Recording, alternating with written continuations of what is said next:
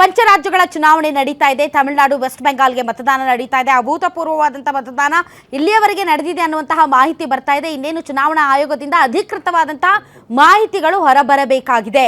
ಆದರೆ ಪಂಚರಾಜ್ಯಗಳ ಚುನಾವಣೆಯಲ್ಲಿ ಯಾವುದೇ ರೀತಿಯಾದಂತಹ ಬದಲಾವಣೆ ಇಲ್ಲ. ಪೆಟ್ರೋಲ್ ಡೀಸೆಲ್ ಬೆಲೆ ಏರಿಕೆಯಲ್ಲಿ ಬಿಕಾಸ್ ಎಲೆಕ್ಷನ್ಗೋಸ್ಕರ.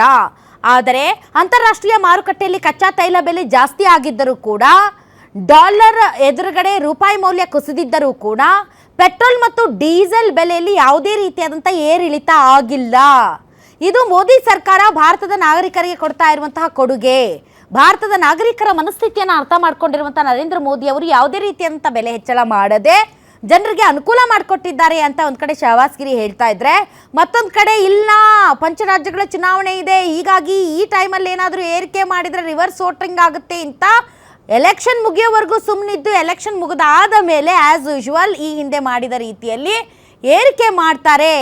ಏರಿಕೆ ಮಾಡಿದರೆ ಎಷ್ಟು ಜಾಸ್ತಿ ಆಗ್ಬೋದು? 1 ರೂಪಾಯಿ, 2 ರೂಪಾಯಿ, 3 ರೂಪಾಯಿ, ಸುಮಾರು 25ರಿಂದ 28 ರೂಪಾಯಿ ಜಾಸ್ತಿ ಆಗ್ಬೋದು ಅನ್ನುವಂತಹ ವಿಚಾರಗಳು ಮತ್ತು ವಾಟ್ಸಪ್ ಯೂನಿವರ್ಸಿಟಿಯ ಪೋಸ್ಟ್ಗಳು ಮತ್ತು ಸೋಷಿಯಲ್ ಮೀಡಿಯಾಗಳಲ್ಲಿ ಸೇರಿದಂತೆ ಪ್ರತಿಪಕ್ಷಗಳು ಈ ವಿಚಾರವನ್ನು ಜನರ ಮುಂದೆ ತರ್ತಾ ಇದೆ.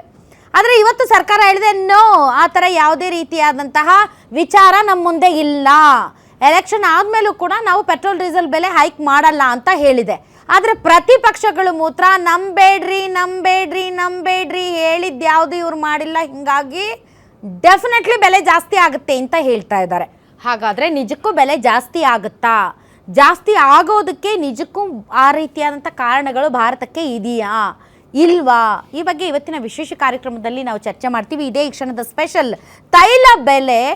ತೈಲ ಬರೆ ಲೀಟರ್ಗೆ 28 ರೂಪಾಯಿ ಫಿಕ್ಸಾ?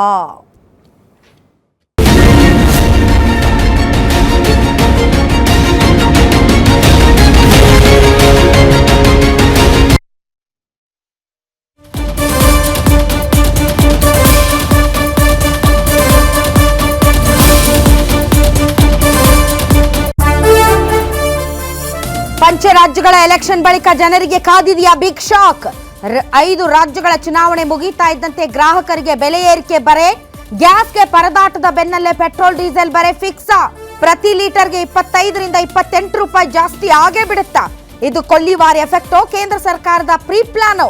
ಕೇಂದ್ರ ಸರ್ಕಾರದ ಬೆಲೆ ಏರಿಕೆಗೆ ಮಧ್ಯಮ ವರ್ಗದವರು ತತ್ತರ. ಭಾರತೀಯರಲ್ಲಿ ಗಾಬರಿ ಹುಟ್ಟಿಸ್ತಾ ಇದೆ ಆ ಒಂದು ಮಹತ್ವದ ವರದಿ. ಕೋಟಕ್ ಇನ್ಸ್ಟಿಟ್ಯೂಷನಲ್ ಇಕ್ವಿಟೀಸ್ ವರದಿಯಲ್ಲಿ ತೈಲ ಏರಿಕೆ ಉಲ್ಲೇಖ. ಈ ಲೆಕ್ಕಾಚಾರದ ಪ್ರಕಾರ ಲೀಟರ್ ಪೆಟ್ರೋಲ್ಗೆ 25ರಿಂದ 28 ರೂಪಾಯಿ ಏರಿಕೆ ಸಾಧ್ಯತೆ. ಪಶ್ಚಿಮ ಏಷ್ಯಾದಲ್ಲಿನ ಯುದ್ಧದಿಂದಾಗಿ ಕಚ್ಚಾ ತೈಲ ದರದಲ್ಲಿ ಏರಿಕೆ. ಏಪ್ರಿಲ್ 29ರಂದು ರಾಜ್ಯಗಳಲ್ಲಿ ಮತದಾನ ಪ್ರಕ್ರಿಯೆ ಮುಕ್ತಾಯ ಆಗುತ್ತೆ. 5 ರಾಜ್ಯಗಳಲ್ಲಿ ಮತದಾನ ಪ್ರಕ್ರಿಯೆ ಮುಕ್ತಾಯವಾದ ಬಳಿಕ ತೈಲ ಬೆಲೆ ಹೆಚ್ಚಳ. ನಿಜಕ್ಕೂ ಚುನಾವಣೆ ನಂತರ ಕೇಂದ್ರ ತೈಲ ಬೆಲೆ ಏರಿಕೆ ಮಾಡುತ್ತಾ? ಚುನಾವಣೆ ನಂತರ ಬೆಲೆಗಳು ಸ್ಥಿರವಾಗಿರುತ್ತವೋ ಅಥವಾ ಏರಿಕೆಯಾಗಲಿವೆಯೇ?